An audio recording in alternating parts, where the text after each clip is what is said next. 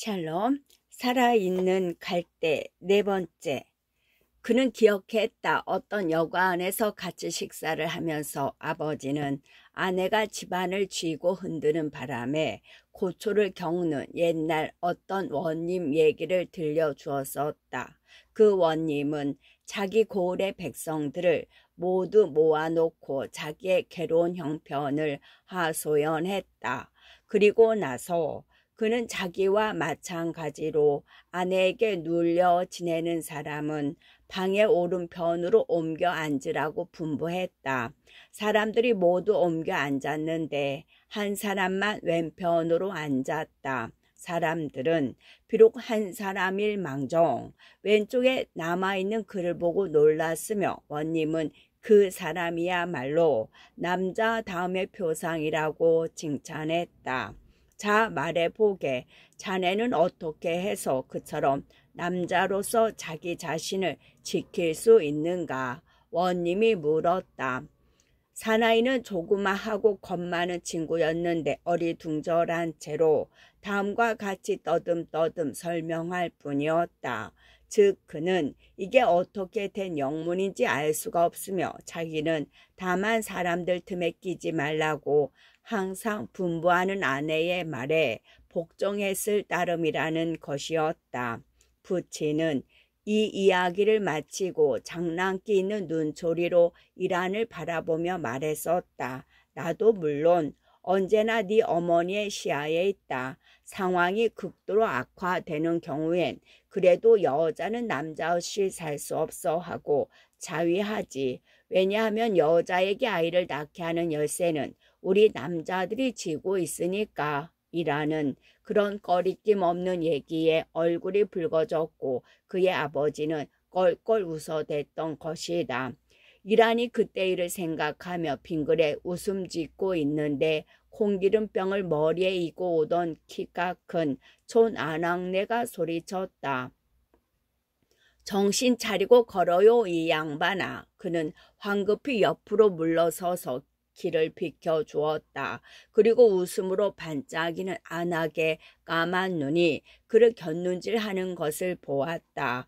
그는 옆으로 본 여자의 얼굴에 감탄했다. 참으로 잘생겼다. 이 나라 사람들은. 그는 청나라나 일본 장사꾼들도 본 적이 있다. 일본 사람들은 체구가 작고 중국 사람들은 피부가 누런 데다 머리칼은 더 까맣고 빳빳하다.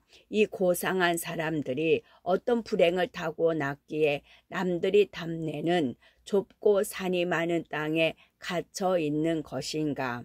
만약 이 백성들을 평화롭게 내버려 두기만 한다면 마음대로 꿈을 꾸게 내버려 두기만 한다면 그들은 노래를 만들고 시를 짓고 그림을 그릴 것이 아닌가.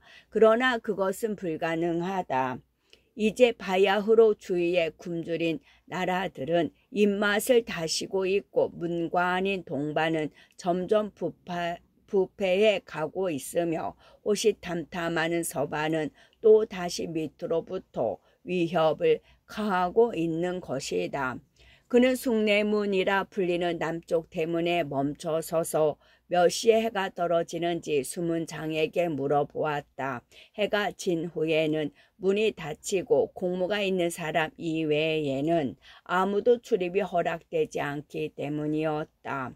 오른쪽 눈이 사팔뜨긴 키 큰 수문장은 서쪽 하늘을 찡그리며 바라보더니 짐작으로 대답했다. 어디까지 가시는데요, 대감? 그가 물었다. 아버님을 뵈러 가는 길일세. 수문장은 이란이 김씨 감은 사람임을 깨닫고는 장을 내리며 공손하게 말했다. 대감께서는 어르신네와 차 2잔 정도 마실 시간이 있으십니다. 고맙네. 이라는 거대한 대문을 나오자 평소처럼 멈춰서서 뒤를 돌아보았다. 이 문은 서울의 8대문 중 하나인데 그분들은 어느 것이나 사람들이 마음대로 출입할 수 있었다. 다만 전란이 있을 경우 임금께서 비난하는 길목이므로 평상시에는 닫혀있는 북문과 죄인들이 성 밖에서 처형될 때에 지나가는 길목인 서소문만은 예외였다. 또한 강물이 그 밑으로 흐름으로 수구문이라고 불리는 문이 있었다. 그것은 또한 죽은 사람을 장지로 옮겨갈 때에 지나가는 문이기도 했다. 죽은 사람은 모두 그 문을 통과해야 했지만 돌아가신 왕은 다른 문을 통과할 수도 있었다. 남대문은 목조 건물로서 빨강, 파랑, 초록, 노랑의 색깔로 채색되어 있었다. 그 2층 건물은 커다란 성벽 위로 우뚝 솟아 있었고 아래층은 위층보다 넓었으며 위층의 벽에는 활을 쏠 수 있도록 여기저기 구멍이 뚫려 있었다. 지붕에는 기와가 입혀져 있고 내 귀퉁이는 북경의 궁성 지붕과 대문처럼 살짝 들려 있었다. 이란이 어렸을 때 들은 얘기에 의하면 장난을 치면서 지붕을 미끄러져 내려와 일을 저지르고 집 안으로 들어가 선량한 사람들을 괴롭히며 말썽을 일으키는 도깨비들을 잡는 데에는 그런 지붕이 훨씬 좋다는 것이었다.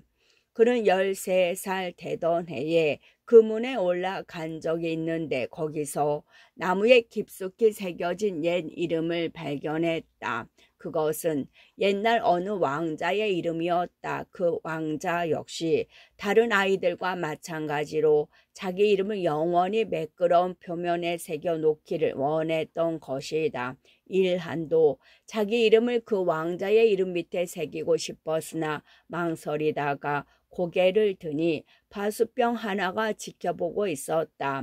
이라는 그때 저기에 찬 서반의 눈을 피해 달아났었다. 이라는 그러한 기억을 떨쳐버리고 산을 바라보았다. 그리고는 먼지가 있는 자갈길을 점잖게 걸어갔다. 하인은 눈에 띄지 않을 정도로 멀리 떨어져서 그의 뒤를 따르고 있었다. 도시는 10리쯤 되는 골짜기에 서 있고 그 골짜기는 산으로 둘러싸여 있고 험준하고 뾰족뾰족한 바위산으로 둘러싸인 이 도시는 국토의 중심지이고 나라의 심장부이다. 저쪽으로 가장 높게 솟은 것이 삼각산인데 그 세 개의 봉우리에는 아직도 길고 하얀 줄기를 이루며 눈이 쌓여 있었다. 그 외에도 남산과 북아산이 있다. 그리고 도시 성벽은 영은문, 이 명칭은 참으로 그럴듯한데 왜냐하면 강대하면서도 아직까지는 우호적인 중국인들이 서쪽으로부터 들어오기 때문이었다.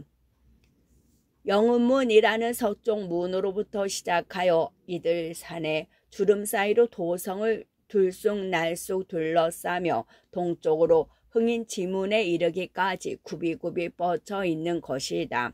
흥인지문은 참으로 아이러니컬한 이름인 것이 300년 전에 저 땅 딸막하고 잔인한 손뜨기 악당 히데요시가 일본으로부터 이 문을 통하여 저들어온 것이다. 이라는 무르익은 봄 햇살 속에 펼쳐진 풍경을 즐기면서 천천히 걸었다. 여자들과 어린아이들은 풀이 돋아난 새끼를 따라가며 기나긴 겨울 동안 말리거나 절인 야채 밖에는 먹지 못해 무척이나 구미가 당기는 신선한 나무를 캐고 있었다. 들판 너머 잿빛 산허리는 무리를 지어 피어나는 진달래 꽃으로 마치 불타는 듯했다. 껍질을 벗겨 진익인 다음에 삶아서 깨소금과 간장을 부쳐 먹는 도라지 뿌리, 흰 질경이 들국화순 같은 신선한 산나무를 찾아 헤매는 사람들이 산꼭대기까지 도 있었다. 이것들은 모두 쌀밥과 국에 곁들이면 향긋한 맛을 돋운다. 그는 아직도 어머니의 살림 솜씨를 낱낱이 기억하고 있었다. 순이는 영리한 주부이다. 그러나 이란의 어머니는 구식 여자여서 두부 한 모도 사려고 하지 않았다. 그는 어렸을 때 어머니가 중심이 되어 일을 하는 곳으로 따라다녔다.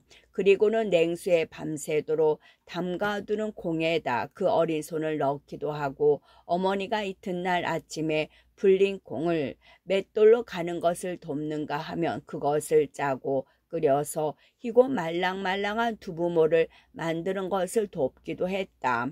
그는 이런 순서를 순이에게 일일이 일러주었지만 그녀는 자기 고집대로 요즘 세상에는 집에서 김치만 담그면 그만이라고 우기는 바람에 두부는 사먹는 수밖에 없었다.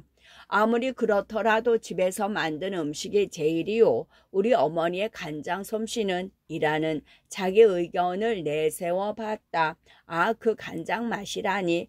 여기까지 생각하자 산뜻한 봄 공기로 허기가 느껴졌다. 그의 어머니는 메주콩을 뭉개질 때까지 삶아서는 나무 등거를 움푹하게 파내어 만든 오래된 절구에 넣고 찧었는데 그 절구 공이는 양쪽 끝이 둥구스름한 나무로 만든 것이어서 어느 쪽으로나 사용할 수 있었다.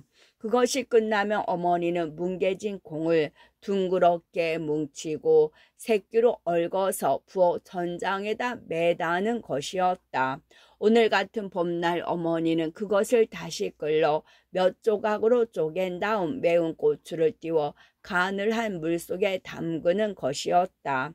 그는 집에서 만든 그런 음식을 다시는 맛보지 못할 것이다. 이란의 어머니는 그가 결혼하던 해에 돌아가셨고 따라서 당신의 첫 손자를 보지 못했다. 어머니가 임종시에 한 말은 손자 얼굴을 못 보고 마는구나 였다. 어머니는 살기 위해 갖은 애를 썼지만 결국은 죽음을 맞고 말았다. 어머니를 생각하면서 그는 맑은 날씨와 아름다운 시골 풍경도 있고 무겁게 발걸음을 옮겼다.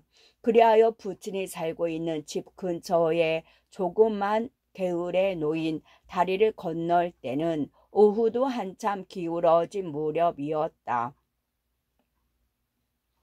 뚝을 따라 쭉 빨래하는 여자들이 쭈그리고 앉아 넓적한 돌 위에 흰 옷가지를 놓고 방망이질을 하고 있었다. 방망이는 맑은 대기 속으로 시원스러운 음향을 울려 보내고 있었다. 사랑스럽고 친근한 시골 풍경, 평화로운 분위기는 그의 가슴을 아프게 했다. 언제까지 이런 생활이 변하지 않고 남아있을 것인가. 이란이 돌아서자 아버지는 붓을 내려놓았다. 아들이 왔다는 정갈이 있었지만 그는 글씨를 쓰는 낮은 책상 위로 그림자가 어른거리는 것을 보고서야 고개를 들었다. 이란은 엎드려 절을 했다. 아버지는 머리를 끄덕여 응대하고 방바닥에 방석을 가리켰다. 이란이 방석 위에 앉아 하인 한 사람이 그의 겉옷을 받아 들었다. 아버지는 아들을 향하여 눈처럼 흰 눈썹을 지켜 올렸다. 오늘은 어떻게 여길 왔느냐? 조정에 나가야 하는 것 아니냐? 아버님, 아버님의 둘째 손자가 건강하고 벌써 젖을 빨고 있다는 것을 말씀드리려고 왔습니다. 좋은 소식이다, 좋은 소식이야. 노인은 소리쳤다. 쭈글쭈글한 주름살이 웃음으로 치켜 올라가고 얼마 안 되는 회색 수염이 그의 턱 위에서 떨렸다. 네, 아이는 아시다시피 어제 아침 나절에 낳는데 잘생겼고 튼튼하며 큰 놈보다 약간 작은 정도입니다. 외양은 나무랄 데가 없습니다. 그런데 그는 아이의 귀를 생각하고 말을 멈췄다. 그런데 아버지가 다음 말을 기다리다가 재촉했다. 그 애의 왼쪽 귀가 좀 온전치 못합니다. 사소한 흠입니다만 김씨 가문에는 흠이란 없느니라. 틀림없이 네 처가인 박씨의 혈통에서 온 것이겠지. 노인은 단호하게 말했다. 이라는 화제를 바꾸려고 하였다. 실상 그는 아버지의 뜻과는 다소 안 맞게 결혼을 했던 것이다. 아버지는 내신 박씨보다는 이씨를 원했었지만 그 무렵 이씨 문중에는 혼기에 이른 딸이 없었던 것이다. 아버지는 손을 들어 그의 말문을 막고 엉성한 수염을 잡아당기며 계속했다. 말하자면 나는 이씨 집안에 흠이 있다는 소리를 듣지 못했다. 뛰어난 재능은 신체의 아름다움과 병존하는 거란다. 이것이 오늘날에 이르기까지 이씨의 특질이라고 할 수 있지. 그들은 선비일 뿐만이 아니야. 예를 들자면 이 방바닥도 말이다. 이 온돌 바닥도 단순히 걷거나 앉기 위해서만 만들어진 것이 아니라 따스하게끔 아버지는 자기 옆에 방바닥을 주먹으로 내리쳤다. 일하는 전에도 몇 번이나 들은 적이 있는 이야기를 참을성 있게 들었다. 그의 아버지는 이시 왕조의 발명에 대해 이야기했다.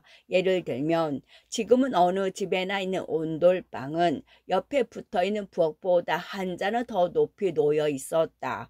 부엌의 안궁이로부터 5개의 방고래가 벽 밑으로 해서 온돌방으로 뚫려 있다. 이 방고래 위를 가로질러서 구들장이 놓인다. 돌로 된 구들장 위로 다시 진흙을 얹고 그 다음에 모래와 회를 깐다. 다시 그 위에 종이를 바르는데 마지막으로 바르는 장판이라고 하는 종이는 뽕나무로 만든 것이다. 장판은 매우 튼튼하고 질기다. 그 장판에 콩을 간 것과 들기름으로 콩땜을 한 후 발리면 방바닥은 미색을 띠며 매끄럽게 윤이 나고 청소하기도 쉽다. 아버지가 온돌방의 칭찬을 마치면 그 다음에는 희대 요시를 몰아낸 이순신 장군의 거북선 이야기가 나오게 마련이다. 이라는 그렇게 되리라고 짐작했고 또 실제로 그렇게 되었다. 그리고 나서는 나라의 역사에 대한 해박한 연설이 시작되는 것이다. 이라는 아버지의 기분을 짐작했다. 연기에 열중하고 있는 위대한 배우, 과거에 대한 이야기를 할 때면 아버지의 눈에 광채가 보인다. 그리고 똑같은 자세를 취한 채 오랫동안 꼼짝도 않고 앉아 있었다. 그리고 나서는 그 여인 얼굴에 고고하고도 오만한 표정을 지으면서 몸을 꼿꼿이 세우고 마치 무기를 든 것처럼 오른팔을 저들며 이야기를 계속해 나가는 것이다. 그가 과거로 돌아갈 때에는 목소리조차 바뀌었다. 힘줄이 선 목에서는 젊은이 같은 힘찬 음성이 흘러나왔다. 반나절 가량을 이런 식으로 계속하다가 다시 이순신 장군으로 되돌아가 장군이 어떻게 조선을 일본의 침략으로부터 구해냈는지까지에 이르는 것이다. 우리는 결코 정복된 적이 없느니라. 앞으로도 김씨나 이씨는 절대로 정복되지 않을 것이다. 부치는 이렇게 결론을 내리며 윤이 반질반질 나는 책상을 주먹으로 내리쳤다. 그럼 아버지께서는 서반의 편을 드시는 건가요? 이란이 짓궂게 물었다.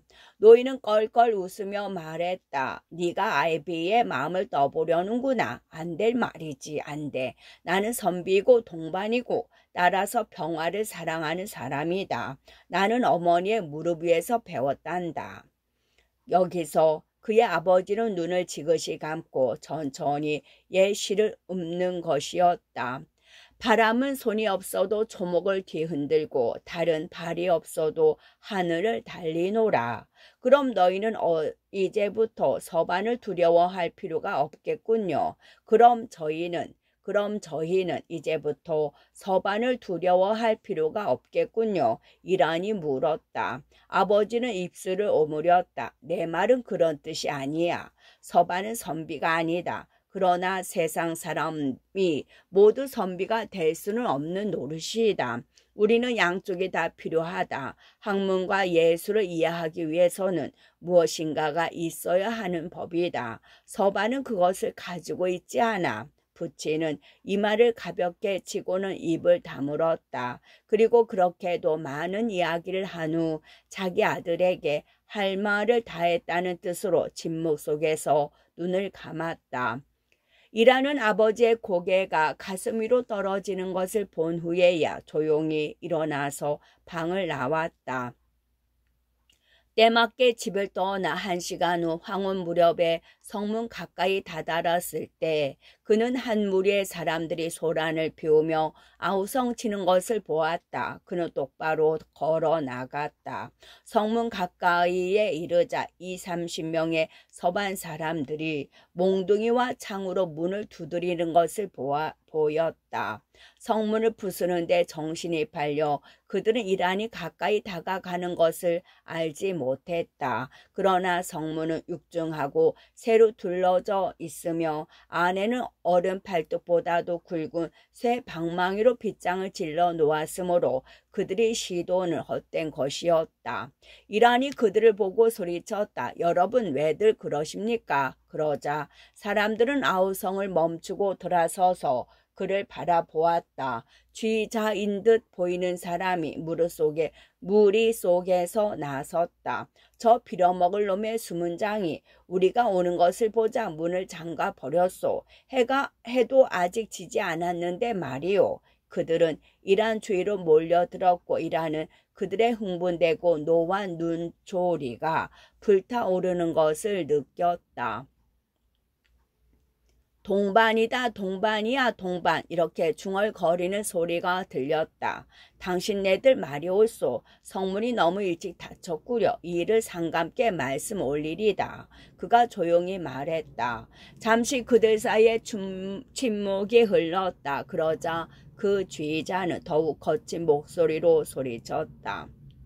우리는 동반의 도움 따위는 원치 않아. 우리 손으로 문을 부숴버리겠소.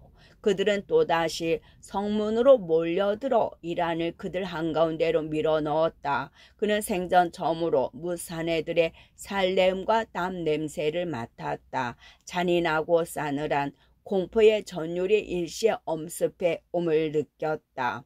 바로 이 순간 그의 하인이 무리를 해치고 나타났다. 이라는 이 하인이 자신의 지시를 어기고 줄곧 뒤따라왔다는 것을 알았지만 무척 반가웠다. 나으리, 소인이 이 수문장을 압니다요. 소인이 쪽문을 두드리면 나으리께서 오신 줄 알고 문을 열어줄 것입니다요. 이렇게 말하면서 그는 한쪽 옆에 달린 조그만 쪽문으로 가서 길에서 주운 돌로 미리 약속해 놓은 소리를 냈다.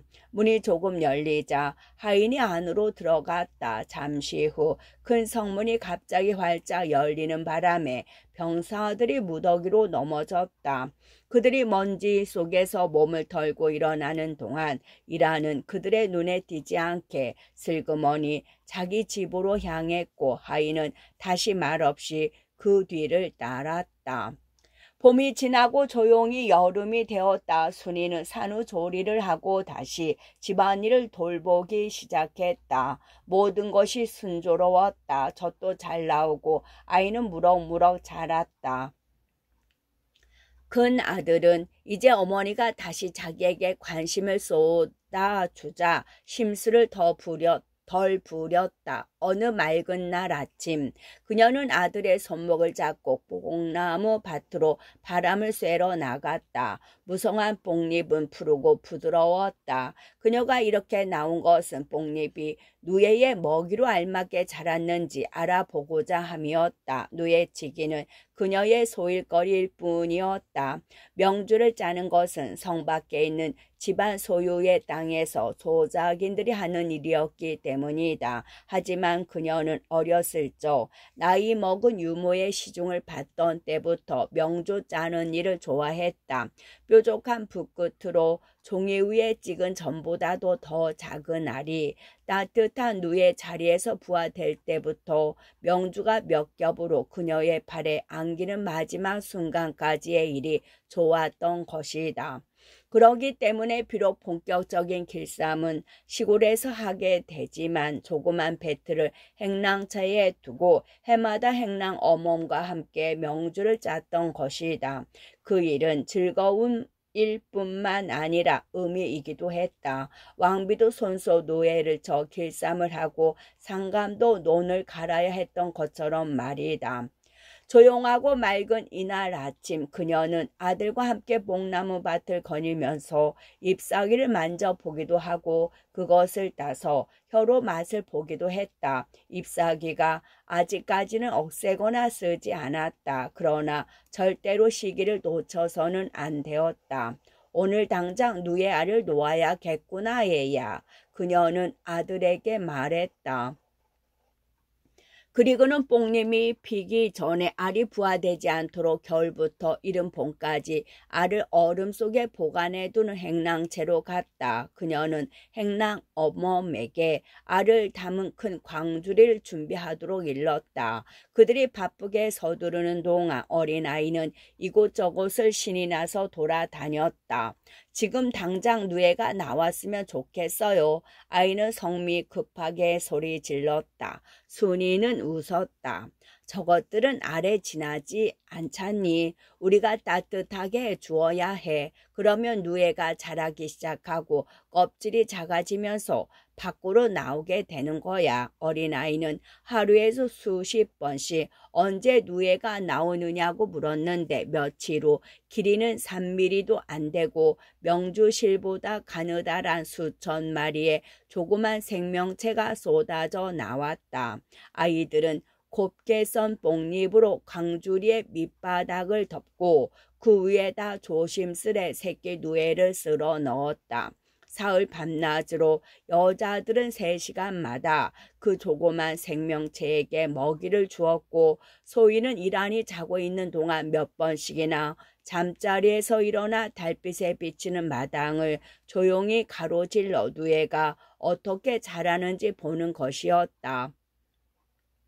사흘이 지나자 누에는 먹기를 그치고 첫잠을 준비했다. 그리고는 머리카락처럼 가는 실을 뽑아내 곳곳에 져들고 있는 머리만 빼놓고 뽕잎에 몸을 잡아매는 것이었다. 천천히 누에의 색깔이 변해갔다. 이것 봐라. 누에가 잠옷으로 갈아입고 있다. 순이는 큰 아들에게 말했다. 순이가 아들과 함께 기다리는 동안 누에들은 머리를 저들고 하루나 이틀쯤 잠을 잤다. 누에가 다음에 무엇을 하나요? 아이가 물었다. 요즘 그는 공부는 물론이고 선생과 함께 있으려고도 하지 않았다.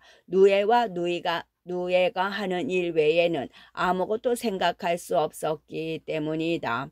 아이에게는 그것들이 요술을 부리고 둔갑을 하는 마술 같은 존재가 되어버렸다. 순이도 마찬가지였다. 그녀는 젖을 먹일 때 이외에는 갓난의 옆에 붙어 있을 수가 없었다. 그녀는 어린애가 젖을 다 빨기가 무섭게 아이 보는 여자의 발에 안기고는 행랑채로 가는 것이었다. 이제는 누에가 허물을 벗어야 한단다. 껍질이 너무 작아졌기 때문이야. 누에는 잠자는 동안에 새 껍질을 만들어야 해. 순이가 아들에게 설명해 주었다. 그럼 나도 언젠가는 껍질을 벗어야 하나요?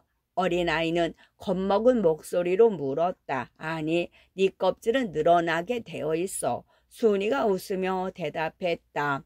이때 그녀가 이란의 발자국 소리를 들었다. 이란은 누에 치는 일이 여자의 소관이어서 거기에 흥미가 없는 채 했지만 누에가 어떻게 되어가나 살펴보고 또 그것들이 상징하는 생명의 과정을 관찰하기 위하여 가끔 들으곤 했다. 그가 아들의 질문을 받았다. 아니, 너도 너무 잘하면 껍질을 벗지. 한 껍질 한 껍질 벗어 던지지만 너는 그것을 느끼지 못할 게다. 네가 알지 못하는 사이에 크고 강한 사람으로 변해가는 거야. 그리고 네 얼굴과 몸에도 털이 나게 되지. 그렇게 되면 완전히 어른이 되는 거란다. 그가 아들에게 말했다. 어린아이는 가만히 듣고 있더니 입을 실룩거리며 곧 울음을 터뜨릴 것 같았다. 얼굴과 몸에 왜 털이 나요? 아이는 조그만 소리로 물었다. 그러자 순이는 아들을 끌어안았다. 당신은 아이를 놀라게 하는군요. 울지 마라, 아가. 너도 언젠가는 어른이 되는 것을 좋아하겠지. 어른이 된다는 것은 즉 강하고 젊고 또 네 아이를 가질 수 있게 된다는 것은 아름다운 일이란다. 어린아이는 이 새로운 생각에 대한 놀라움으로 울음을 그쳤다. 누가 엄마가 되나요? 우리가 찾아주마. 순이는 말하면서 아이의 머리 위로 자기가 좋아하는 표정을 짓고 있는 남편의 눈과 마주쳤다. 누에는 4번이나 그 껍질이 아주 작아질 때까지 먹고 잠을 자고 허물을 벗었다. 막판에는 몸이 커진 누에가 어찌나 억세게 뽕잎을 뜯어 먹던지 나무는 거의 벗겨지다시피 하고 잎사귀를 씹을 때 턱을 놀리는 소리가 바깥 마당에서도 들릴 지경이었다. 누에 방 근처에서는 남녀를 막론하고 누구도 담배를 피우지 못했다. 담배 연기를 맡으면 누에가 죽기 때문이다. 누에를 키우면서 순이는 내내 누에 방 주위를 떠나지 못했다. 아, 참 신기하기도 하지. 그녀는 애정어린 목소리로 중얼거렸다. 마침내 누에는 밝고 투명한 은백색으로 변했다. 이것은 누에가 고치를 짓고 나방으로 변할 준비가 되었음을 의미하는 것이다. 여자들은 고치를 지을 수 있도록 볏짚을 넣어줬다. 누에들은 지침이 되게끔 몇 가닥의 실을 볏짚에 잡아 매놓고는 머리를 이쪽 저쪽으로 움직이면서 고치를 만드는 것이다. 누에는 고치 안에서도 머리를 이리저리 움직여 마침내 질기고도 부드러운 명주 보금자리를 만들고 자신은 번데기가 된다. 하나의 고치는 길이가 수천 자에 이르는 가느다란 섬유로 되어 있다. 이제는 다음 해의 시를 받을 가장 훌륭하고 큰 고치를 가려내야 한다. 이렇게 가려낸 고치는 명주를 뽑는 데 쓰지 않고 번데기가 나방이 되었을 때 뚫고 나가 종이장 위에 알을 까도록 내버려 두는 것이다. 나방은 죽기 전에 400개의 알을 깐다. 그러나 다른 고치들은 나방이 되기 전에 끓는 물에 넣어 섬유를 서로 응결시키는 점액을 녹여서 씨를 뽑아낸다. 순이는 알을 얻으려고 나방이 나오게 한 고치도 버리지 않았다. 그녀는 행랑 여자들에게 이것도 끓이라고 시키는데 여자들은 고치를 다 끓인 다음 그것을 모아 조그맣고 납작한 명주 방석을 만든다. 이것을 말려서 겨울 옷 속에 대면 부드럽고 따뜻했다. 이런 식으로 순이는 집안일을 보살피며 충실하게 옛 풍습을 지켰다.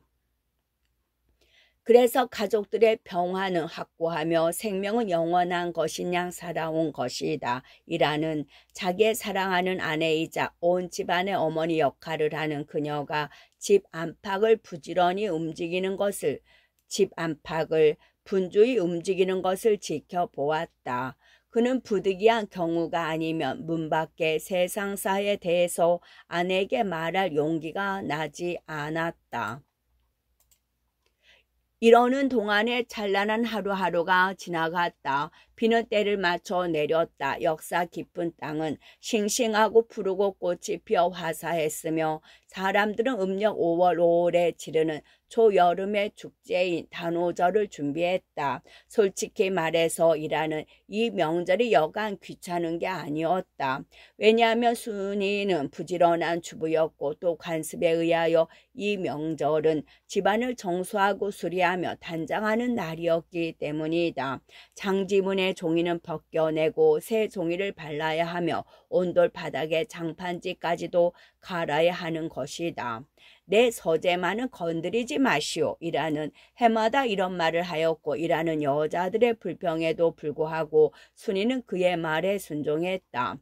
대감께서 조정에 나가시는 날을 기다리기로 하자. 그때 몰래 서재로 숨어 들어가 요술쟁이처럼 일을 하는 거야. 그리고 돌아오시기 전에 모든 것을 말끔히 지워놓는 거지. 이것이 그녀의 상습적인 계략이었다. 한편 일하는 자기 주변의 집안일이 온통 행복한 혼잡에 빠져 있는 동안 책더미 속에 몸을 감추어 버렸다. 방을 청소하고 마당도 깨끗이 쓸고 나면 여자들은 빨래를 마친 다음 목욕을 하고 아이들을 씻겨준다. 이때는 또한 여자들이 머리를 특별 손질하는 시기이다. 그들은 대야 속에 때가 잘 빠지고 유달리 상쾌하면서도 드문 향기를 남기는 장포물을 붓는다. 그리고 길고 숱이 많은 머리를 말릴 때에는 풀잎을 머리에 또 양쪽 귓가에 꽂는다.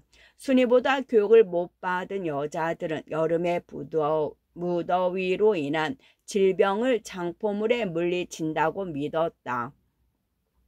그러나 순이는 그 말이 맞는지 안 맞는지는 알 수 없었지만 이란이 인정하지 않았기 때문에 자기는 그런 미신을 반대한다고 말했다. 단오절은 역사가 있기 훨씬 이전부터 수천 년 동안이나 내려온 초여름의 축제, 기쁨과 자유의 날이었다. 그리고 순이는 비록 아내이고 어머니이기는 했으나 가슴속에는 소녀의 마음을 간직하고 있었다. 그래서 단오절 놀이인 그네 타기에 끼어들었다. 이란은 순이가 이 놀이를 좋아하는 것을 알고 있었기 때문에 하인에게 마당 동쪽에 있는 큰 느티나무 가지에 밧줄을 메어 그네를 만들게 했다. 거기에서 일하는 순이와 그녀의 몸종이 그네 타는 것을 지켜보았다.